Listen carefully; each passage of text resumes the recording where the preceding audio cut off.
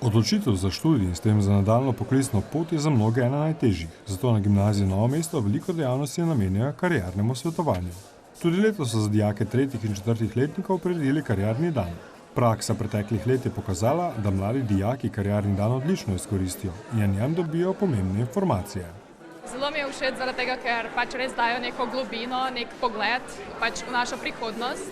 Seveda bo vsak mogel zbrati neko fakulteto, oziroma je zelo priporočljivo. In se mi zdi zelo res dobro, da lahko 3 že spoznamo, tudi že v 3. letniku, ker do 4. je res bolj malo časa. Če seveda to naredimo v 4., je le nekaj mesecev in je seveda zelo dobro, da res to spoznamo toliko prej in se tako lažje odločimo. Mislim, da je izredno dober dan, ker se toliko različnih univerz in hkrati tudi fakultet predstavlja na enem majhnem mestu, tako da si res na dosegu roke vseh informacij, ki jih lahko dobiš, ki bi drugače jih mogel iskati preko spleta ali pa preko informativnih dni, tam je pa ta razpon obiskanih programov zelo omejen. In kaj mlade najbolj zanima?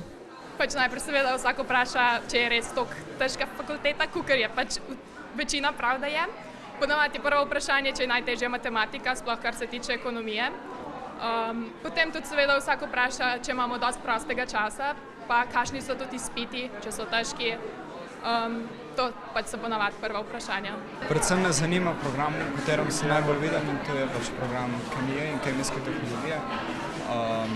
Najbolj me pa seveda zanima, kakšni so te perspektivni študiji oziroma dobiti informacije o fakulteti, o programih, kako deluje sam študij, študijski dan, kakšne so potem zaposlitvene možnosti in pa nasploh kakšen je vtis oziroma občutek na univerzi. Jaz mislim, da mladi vse preveč razmišljajo o tem, da morajo iti nekaj študirati, s čimer bojo veliko zaslužili in premalo poslušajo to, kar si oni želijo. Oni se še ne zavedajo, da je najlepši trenutek v tednu, mogoče, ko v nedeljo zvečer greš brez težav zvečer spat in z veseljem zjutraj vstaneš in greš v službo, to včasih več vredno kot visoka plača. Tako da to jih skušamo prepričati, da poslušajo sebe, kaj želijo početi v življenju in bojo pol vse stvari druge se tudi poklopile. Letos se na kariernem dnevu predstavilo 30 fakultet in 4 univerze. 23 fakultetam, za katere je največ zanimanja, se je na predstavitvah pridružilo kar 20 predstavnikov iz prakse, ki so končali študij na posamezni fakulteti. To je super stvar in tudi ta karierni dan mora biti tudi naprej. Mladi dobijo na tem kariernem dnevu ogromne informacije, tako iz prakse, tako kot tudi iz akademskega sveta. Jaz sem predstavljal kot poklicno pot, se pravi, kakšna je moja pot po samem faksu, po študiju, ki je še bolj zanimiva in bolj borna, kot na samem faksu. Vsak podjetnik ima svojo zgodbo. Mnoge od njih so tudi navdihujoče. Jaz sem svoj govor začel kar na tak način, da je šolanje kot en tak dober čevelj, ki te pripelje daleč, brez čevlja ne moreš hoditi ali pa težje hodiš, ampak korake moraš pa delati sam. Se pravi, ti moraš veliko delati tudi sam, ne da imaš samo dobre čevlje, na ta način. Jaz sem iskal to pot dolgo, moje 3 leta prva na faksu so bila grozljiva, nisem videl smisla, sem se učil za tega, da se učim. Pol proti koncu, ko sem pa začel spoznavati praktični del, sem pa videl pomen in od takrat je prej šlo vse lažje, ker znaš popredalčkati stvari, ko veš, zakaj se nekaj učiš in veš, zakaj nekaj delaš. V veliko primerih je podpora okolja, v katerem iščeš svojo pot, ključnega pomena. Vse te podporne institucije, vse te dnevi, ki smo danes organizirali, karierni dnevi pomagajo na temu, da se mladosti hraže pa lajo odloči za neko smer, ker drugače je tako informacije ogromno in zdaj v katero smer se bo odločil pa pomembno od njega. Vedno pa poudarjam, da je pomembno ne to, kar ti rečejo starši, učitelji, prijatelji, pomembno je tvoja odločitev notranja, ker to je tvoja pot in poslušaj sebe na tej poti, da boš ti zadovoljen in srečen na koncu. Projekt so sicer prvič na novomeški gimnaziji predstavili leta 2012. Začela sem v bistvu zaradi osebne izkušnje, ker preden sem našla to, kar si želim študirati, trajalo kar nekaj let, tako da sem 3 fakse končala vmes in sem rekla, da želim pomagati dijakom, da se mogoče že tekom srednješolskega izobraževanja pravilno odločijo. Pomembno mi je bilo to, da ne samo fakultete pripeljem, ampak pripeljem tudi predstavnike iz prakse, ki bodo dali svoje videnje, svoje izkušnje študija in potem zaposlitve naprej na tej fakulteti. V tem dobrem desetletju ima program zavidljive uspehe. Vsako leto delamo tudi evalvacijo in v bistvu ima karierni dan veliko večjo težo kot informativni dan, tako da jim pomaga vsaj en kamenček v odločitvi je pomemben. Če na mlade ne pritiskamo preveč, lahko dosežejo ogromno. Pustiti jim moramo le to, da najdejo svojo pot in poslanstvo. Ta Danes se predstavlja 30 fakultet, 5 univerz, 25 predstavnikov iz prakse se jim pridruži, tako da vse fakultete, kjer je med našimi dijaki največje zanimanje, so tukaj, potem imamo pa še tiste, kjer je malo manj zanimanja na stojnicah, tako da bojo dobili res široko informacijo. In v bistvu se lahko udeležijo kar 4 predstavitev v enem dnevu, tako da lahko 4 fakultete poslušajo in zvedo vse, kar jih zanima. Poleg predstavitve fakultet so se dijaki lahko udeležili tudi predavanj in delavnic o možnosti zaposlitve v Slovenski vojski, izbiri pravega poklica, študiju v tujini ter možnostih subvencioniranega bivanja študentov.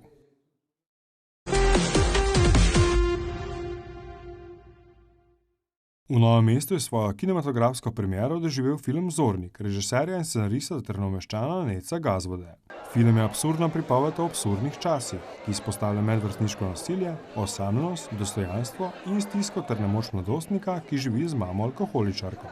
Film je nastal v mednarodni koprodukciji Slovenija, Češka, Italija, Srbija in je svojo pot po slovenskih kinematografih začel 30. novembra.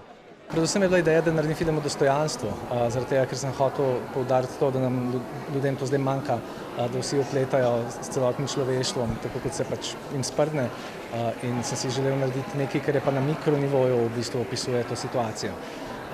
Film sem dlje časa pripravljal, torej scenarij je bil napisan že pred korono, potem pa, ko je korona prišla, sem pa pač ga spremenil to, zaradi tega, ker se mi je zdelo primerno atmosfersko. Ni pa to film ne v koroni, ne v bullyingu, čisto zares. Ampak to so moje stvari vedno take, da ne govorijo direktno o nobenih zadevah. Film spremlja mlade osnovnošolce, ki v dolenjski prestolnici iščejo svoje bistvo v zahtevnem koronskem obdobju. Se mi zdi, da je v bistvu taka zgodba, ki se je tudi v mojem razredu dogajala, ne sicer z mano, ampak tako, da v vsakem razredu nekako je nekdo, ki je buljan, in mi je bila zelo všeč zgodba, da sem jaz pol vstopil v to vlogo te osebe, ki je bila buljana, in v bistvu sem se kar nekako povezal s tem fantom, ki sem ga igral, in ko me je predstavil, sem da nisem mogel zavrniti neke vloge, tako da sem takoj rekel ja. Že takoj, ko je prišel Nate z prvim scenarijem, pa da mi je malo razložil, kako bo šel film, sem je tako, sem rekel, ok, to je nekaj drugače, ni to klasičen slovenski film in sploh to problematiko, ki se je dogajala med korono in ki v bistvu govori ne samo o medvrstniškem nasilju, ampak v bistvu celi generaciji, ne, kako v bistvu kako v bistvu družba neke stvari daje pod preprogo in govori, se bo prišel čas za reševanje tega ali pa da se bojo stvari same pač rešile. Obdobje korone je bilo specifično v marsičem. Za mlade na vrhuncu svojih socialnih moči še toliko bolj. Zame specifično ni bilo to hudo, da bi zaradi tega, ne vem, izgubil prijatelje ali pa da bi zaradi tega bil izločen, ampak verjamem pa, da je veliko drugih točno zaradi tega, ker smo bili ločeni, so se jim take podobne stvari zgodile. Nisem bil takrat v srednji šoli, ampak verjamem pa, da glih takrat, ko se moraš najbolj družiti z ljudmi, nove ljudi spoznati, glih takrat, da jim je bilo to odvzeto, definitivno spremeni veliko stvari. Definitivno, ne samo na mlade, tudi na starejše. Se mi zdi, da dostikrat si starejši govorijo, samo mladi so imeli težave, ampak si ne priznajo, da tudi sami, ne. Se mi zdi, da sploh mi, ki smo imeli v bistvu nek kontakt, stik s šolo, ni bil. Sploh recimo za njega v filmu, ki je v bistvu prišel v nov razred, ne. In se mi zdi, da se je mogoče res komu to zgodilo. Pa tudi ne samo tistim novim razredom, ampak nasploh, ne. Nisi videl vrstnikov par mesecev in ni bilo tega kontakta, no. Film se dogaja v letu 2021, ki je na tak ali drugačen način zaznamovalo številne. To je po mnenju Gazvode njegov najbolj oseben projekt do sedaj.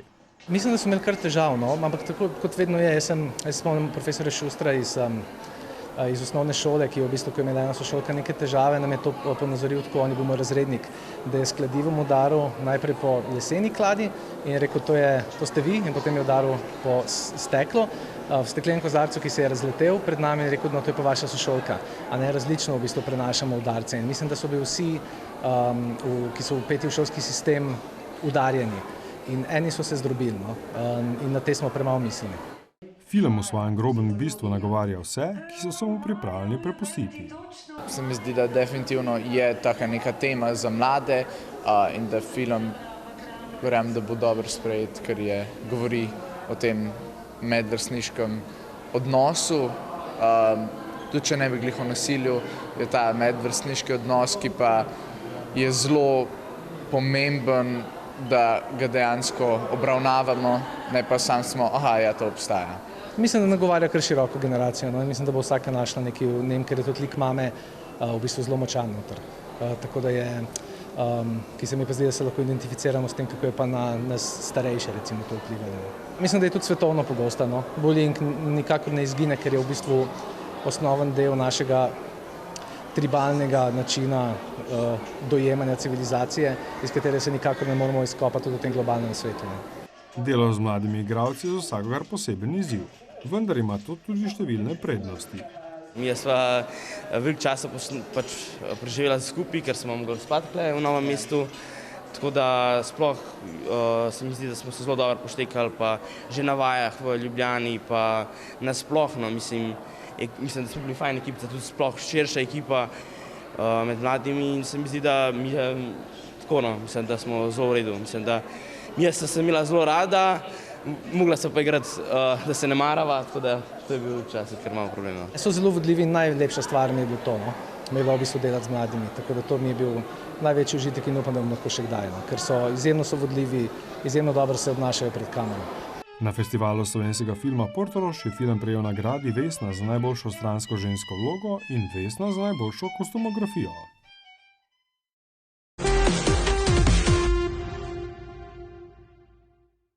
Tretji dogodek Business Gladiator zapovrstjo je postregel z nekoliko drugačno obliko, kot smo bili vajeni doslej. Tokrat so se na Razvojnem centru Novo mesto odločili, da v ospredje postavijo promocijo podjetniške miselnosti.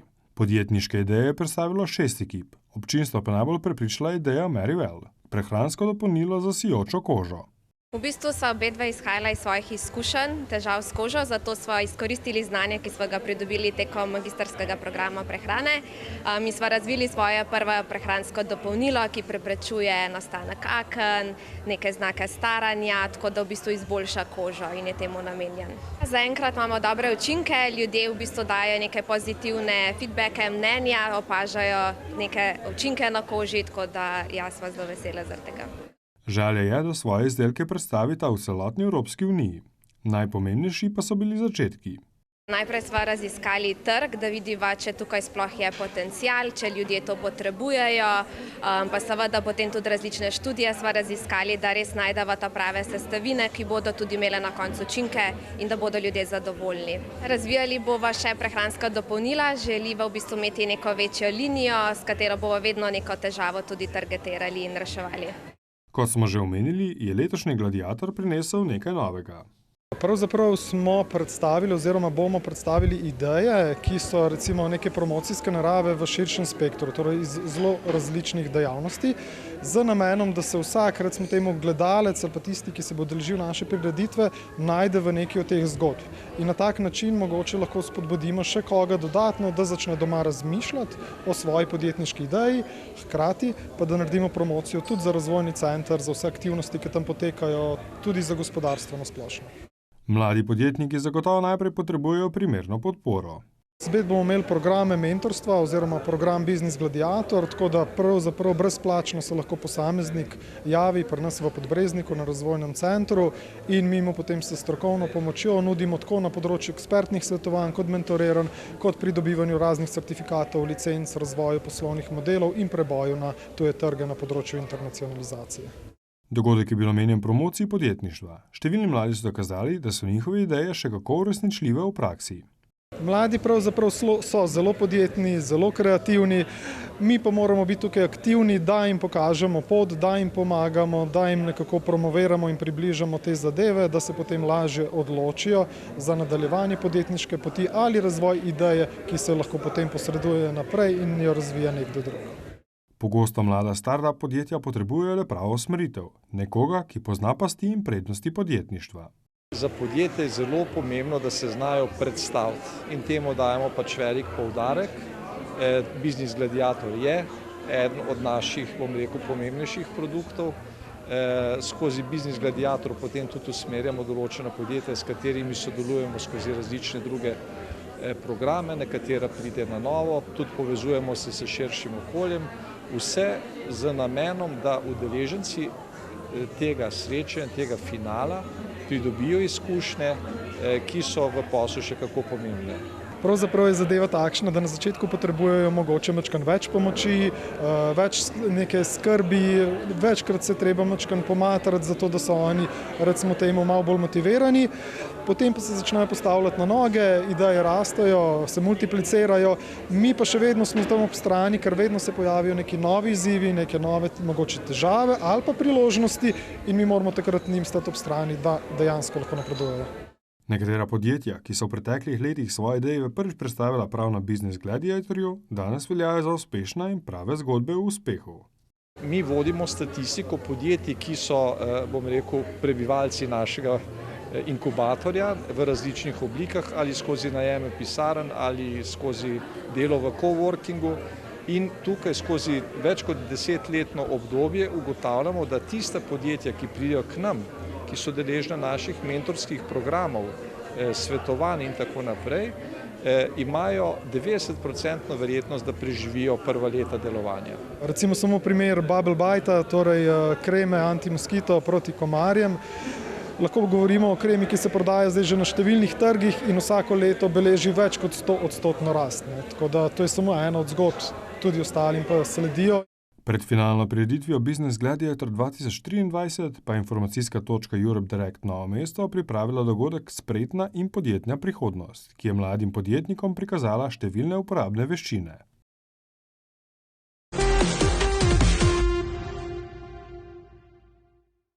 Zdravstvena šola v Novem mestu letos praznuje 60 let svojega delovanja. Leta 1963 je namreč s poukom pričela prva generacija dijakinj na srednji šoli za zdravstvene delavce. Danes je srednja zdravstvena in kemijska šola pomemben del največjega šolskega centra v Sloveniji, ki domuje prav v Novem mestu. Dijakinje in dijaki so tisti, ki so srce in duša šole. Ker veliko delajo neposredno z ljudmi, je za njih ključnega pomena tudi praktično usposabljanje. Za to šolo sem se odločila, ker zelo rada delam z ljudmi. Me je že od nekdaj veselilo zdravstvo. Kot majhna sem bila zelo dostikrat v bolnišnici in sem imela veliko zdravstvenih težav, tako da me je tudi to navdušilo. Pa tudi moja sestra je v zdravstvenih vodah. Zelo rad delam z ljudmi, sploh ko vidim, da sem jim dejansko lahko pomagal in da to cenijo. Najbolj so mi všeč pač delo v laboratoriju, delanje vaj, eksperimentov, pa pol tudi, da sama napišem poročilo in ugotovim, kaj se v vzorcu nahaja. Dejstvo, da ne temelji vse na teoretičnem znanju, je velika prednost zdravstvene šole. V prvem letniku imamo 3 ure na teden, v drugem letniku imamo 2 in potlej v tretjem letniku smo zdaj že v domu starejših občanov ali pa v bolnišnici ali pa tudi v varstveno-delovnem centru. Potem v 4. letniku smo pa tudi v bolnišnici, tako da mi in še kabinetne vaje imamo povrh vsega. Imamo v 3. in 4. letniku vsakem letu po en mesec prakse oziroma PUD-a, imamo pa tudi po enkrat na teden v bolnici prakso. Zelo veliko je tega dela in ja, pač boljše je, kot da imamo skozi teorijo. Je tudi, da se praktično naučimo in nam to tudi pomaga, ko gremo na praktično usposabljanje pri delodajalcu. 60 let je častitljiv jubilej za šolo, ki igra pomembno vlogo v lokalnem okolju in mnogo širše. Šola je začela delovati leta 1963 z majhno skupino 40 dijakinj, ki so začele šolanje za poklic medicinske sestre. Iz skromnih začetkov skozi leta, vseh teh 60 letih, pa je šola počasi rastla. V 90. letih smo pridobili program bolničar negovalec, na začetku 21. stoletja, če tako rečem, leta 2001 program zdravstvena nega PTI, nato pa še leta 2007 farmacevtskega in 2008 kozmetičnega tehnika. Živimo v času, ki ga hiter razvoj tehnologije tako zaznamuje, da se pogovarjamo samo o pametnih tovarnah, pametnih ljudeh, pametnih telefonih. Hkrati pa pozabljamo, da je intelekt sicer res tisto, kar nas loči od živali, ampak da je pa srce tisto, kar nas loči od umetne inteligence in pa tudi tehnologije, in ta 60-letnica je ena taka lepa priložnost, da se tega spomnimo in da se poklonimo ljudem, ki opravljajo tista dela, pri katerih ključno vlogo igra ravno srčnost in pa skrb za sočloveka. Danes srednjo zdravstveno in kemijsko šolo obiskuje 1141 dijakov v kar 44 oddelkih. Velika številka, gotovo da to vedeti, da nam starši zaupajo svoje otroke in to nam je tudi v dokaz, da dobro delamo. Po drugi strani pa seveda izobražujemo za poklice, ki so atraktivni in ki so tudi poklici prihodnosti. Čeprav imajo že dolgoletno tradicijo, so to vsi poklici, ki jih bo človeštvo vedno potrebovalo. Gre za poklice za delo z ljudmi in to so tiste stroke, ki jih človeštvo nujno in obvezno potrebuje. Njihovi dijaki si v času izobraževanja priučijo številnih veščin. Dijaki zdravstvenih usmeritev so seveda bodoči zdravstveni delavci, ki morajo imeti ogromno strokovnega znanja, vendar poleg tega na prvem mestu je dobro srce, prijazna beseda, stisk roke. To pa je tisto, kar si vsak človek, ko je v stiski, ko potrebuje pomoč, ko je bolan, nemočen, najbolj želi in najbolj potrebuje. Tako da so prav vrednote, kot so sočutje, empatija, tiste vrednote, ki jih postavljamo na prvo mesto. Dejstvo je, da so močno vpeti v delovanje lokalnega okolja. Svoje praktično znanja dijaki osvojijo v splošni bolnišnici, domu upokojencev in varstvo delovnem centru Novo mesto. Naš poklic je izredno lep poklic. Je izredno pomemben. Mi že v prvem letniku se zavedamo, da učimo mlade ljudi, da so v službi za človeka. Torej pomeni, ko oni prihajajo v klinično okolje, dajo ne samo svoje znanje, ampak dajo tudi učijo se svojih komunikacijskih sposobnosti, kako komunicirati in predvsem jih želimo učitelji naučiti, da topla beseda, nasmeh, stisk roke, da je tisto, kar človek v bolnišnici, v domu ali v VDC-ju najbolj rabi. Kdor da, s tem osreči vsaj dva, obdarovanca in sebe. In to njihovi dijaki pokazujejo vedno in znova. Ne samo pacienti, starostniki in uporabniki, vesele so nas tudi medicinske sestre in tudi dijaki. Mogoče v 3. letniku, ko grejo prvič na prakso, vsi čutijo neko pričakovanje, nek stres, ampak tukaj smo profesori tisti, ki jim pomagamo, da ta stres čim prej prebrodijo, tako da ponavadi ta dan, ko imajo dijaki klinične vaje v delovnem okolju, so en tak dan, da je dijakom zelo veliko pomeni. Na šoli redno spremljajo trende sodobnega časa in uvajajo novosti. Med njimi izstopajo moduli zobozdravstva, patologije ter masaže in športne vadbe. 60 let zdravstvene šole v Novem mestu so obeležili s prireditvijo Mladost v belem v športni dvorani Leona Štuklja.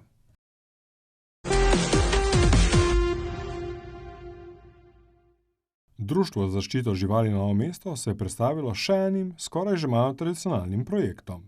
Gre za že 5. dobrodelni koncert in srečelov za srečne tačke.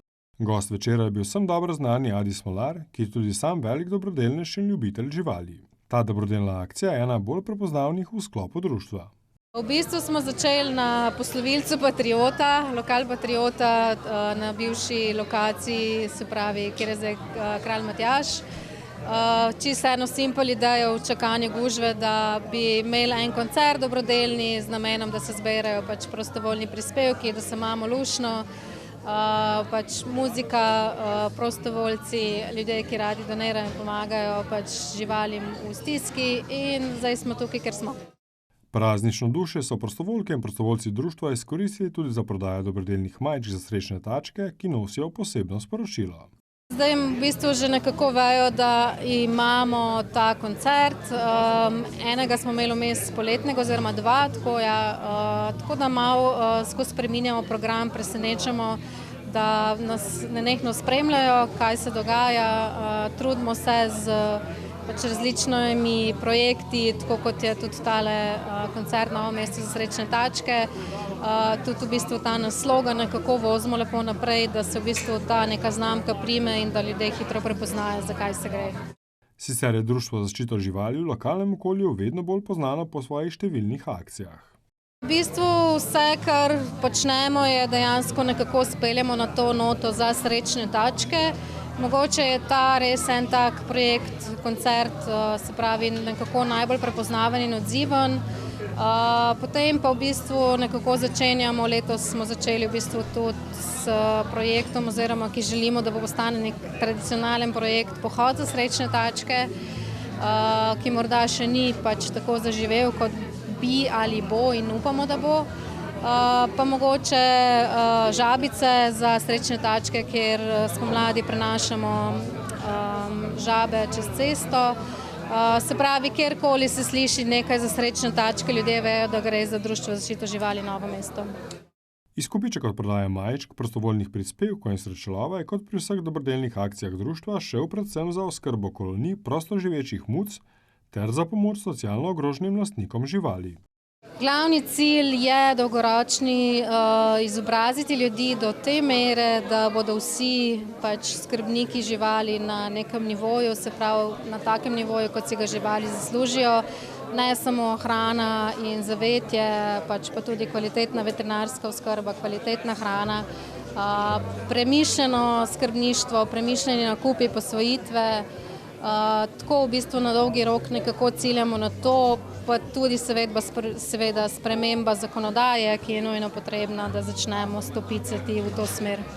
V teh najbolj mrzlih mesecih leta je muckam pogosto še posebno težko.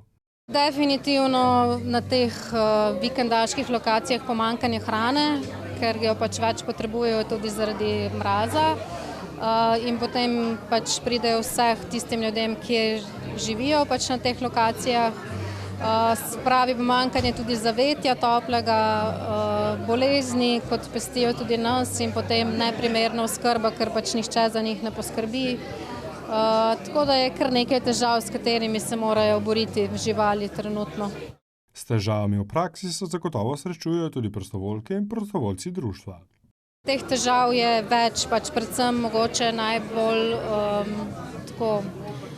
pogosto je to, da nekako nekje začnemo sploh loviti neko lokacijo, urejati, se pravi, da se mačke odlovi, veterinarsko skrbi in jih vrne nazaj v okolje, ker so te živali oziroma večinoma mački plašni, ljudje niti ne vejo, kako se tega lotiti in potem jih samo hranijo, namesto da bi pač ukrepali, in v bistvu samo še poslabšujejo njihovo situacijo, ker jih je čedalje več.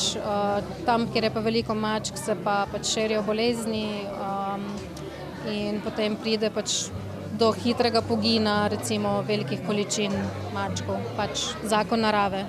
Kot vedno je tudi odziv glasbenikov na tovrstne dobrodelne akcije odličen, za zgled ostalim. Vedno se radi odzovemo na take dogodke, Novo mesto za srečne tačke in tak primer. Do zdaj, torej danes pripravljamo 5. dobrodelni koncert za srečne tačke. Ponavadi smo jih pripravljali z lokalnimi glasbeniki, ki so res vedno z veseljem pristopili k projektu. Za ta veseli december pa smo si izbrali enega velikega dobrodelnega influencerja. Jaz smo tako pravim, ker influencer dobro voljo in dobrodelnost, Adija Smolarja, in smo ful veseli zaradi tega. Pa rečem klic pa lepota, glavno da je glava cela, glavno da srce še dela, klic pa lepota, glavno da je glava cela, del pa la la la, pa ploska se la la la.